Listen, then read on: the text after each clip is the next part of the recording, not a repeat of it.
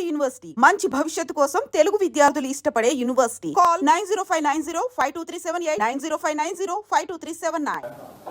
నేనేమంటారు ఇక్కడ జరిగిందే first of all పునగణన చేసిందే తప్ప అంటున్నాను. నేను 3.1తోని వచ్చేది ఉపయోగం ఏం లేదు. అది ఓవరాల్గా 16 లక్షలు.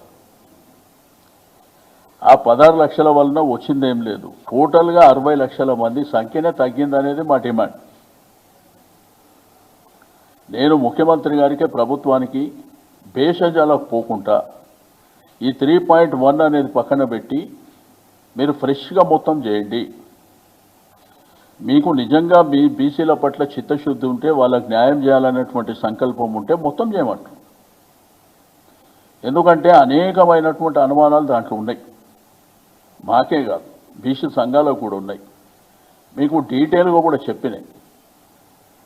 2011 సెన్సెస్ జనాభా ప్రాతిపదికన 3,50,00,000 మందిది అనేది అఫీషియల్ లెక్క. అది నెట్లో కూడా ఉంది.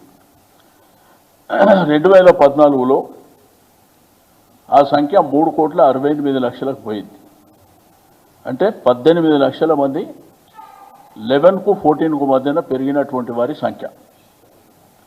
ఆ సంఖ్య ప్రకారం తీసుకుంటే 51% బీసీలు ఏ కులాలకు సంబంధం లేకుండా ఒరిజినల్గా బీసీలే 51% ఉన్నారనేది లెక్క, ముస్లిం కాకుండా. దాంట్లో ముస్లిం సంఖ్య తీసుకుంటే 10% అబోవ్ ఉన్నదనేది ఒకటి, ఎస్సీల సంఖ్య తీసుకుంటే 17% అబోవ్ ఉన్నదనేది రెండోది, మూడోది ట్రైబల్లో తీసుకుంటే వాళ్ళది కూడా 10.7% అనేది ఒక లెక్క పెరిగినట్ట. 370 వాళ్ళు తీసింది. ఏది 3.1 కాకుండా 354, 775 అనేది వాళ్ళ లెక్క. ఈ 16 లక్షలు కాకుండా ఏది 3.1 ఇప్పుడు అడిగింది. అంటే 3,70,00,000 మంది అనేది వాళ్ళ ఒరిజినల్ లెక్క వాళ్ళు చూపిస్తుంది. మేము అది తప్పు అంటున్నాం.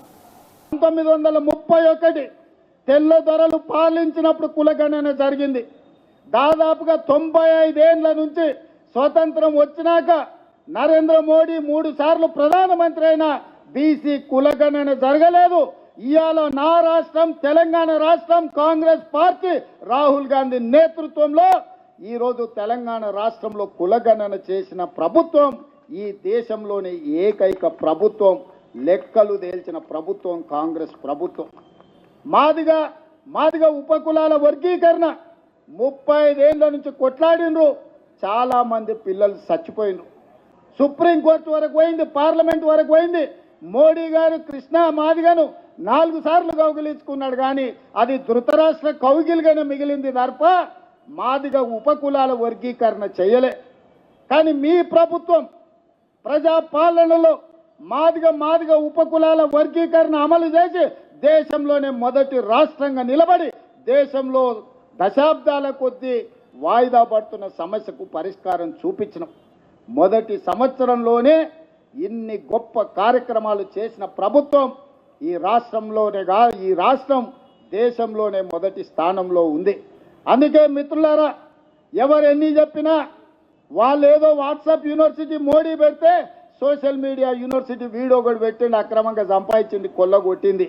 వాటిని పెట్టి అబద్ధాలు ప్రచారం చేయాలనుకుంటారు.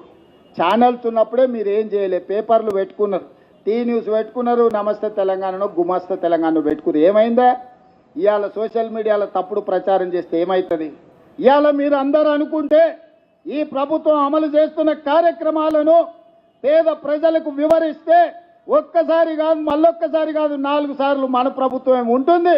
ఈ వేదిక మీద ఉన్న వాళ్ళు చాలా మంది ఎమ్మెల్యేలు మంత్రులయ్యే అవకాశం ఉంది. అందుకే మిత్రులారా, ఈరోజు బాధ్యత చేపట్టిన ప్రతి ఒక్క యువజన కాంగ్రెస్ మిత్రుడికి, ఇక్కడికి వచ్చిన వాళ్ళందరికీ మనస్ఫూర్తిగా శుభాకాంక్షలు తెలియజేస్తున్నా. మీతో పాటు నేను సిద్ధం. అవసరం అనుకుంటే మోడీ మీద యుద్ధం ప్రకటిద్దాం. కేంద్రం నుంచి రావాల్సిన నిధులు, కేంద్రం నుంచి రావాల్సిన మంజూరీలు రాలేదు.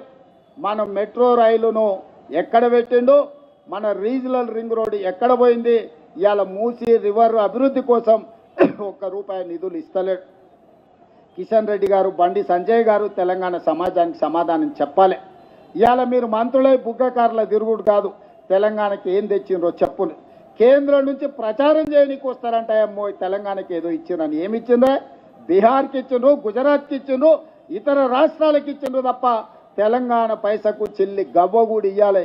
ఇవాళ ₹1 కేంద్రానికి మనం పన్ను కడితే 42 పైసలు మనకు వస్తున్నాయి. బీహార్ ₹1 పన్ను కడితే ₹7 తీసుకుపోతున్నారు. ఉత్తరప్రదేశ్ ₹1 కడితే ₹3 తీసుకుపోతున్నారు. మరి తెలంగాణ ఏం పాపం చేసిందా? ₹1 కడితే 42 పైసలు ఇస్తున్నావు అంటే 58 పైసలు నువ్వే మా సొమ్ము దొబ్బుతున్నావు మోడీ గారు. అందుకే కిషన్ రెడ్డి, బండి సంజయ్ అనుకుంటున్నారు ఏ దానికైనా కొంత సమయం ఉండాలని సంవేదన పాటిస్తున్నాం.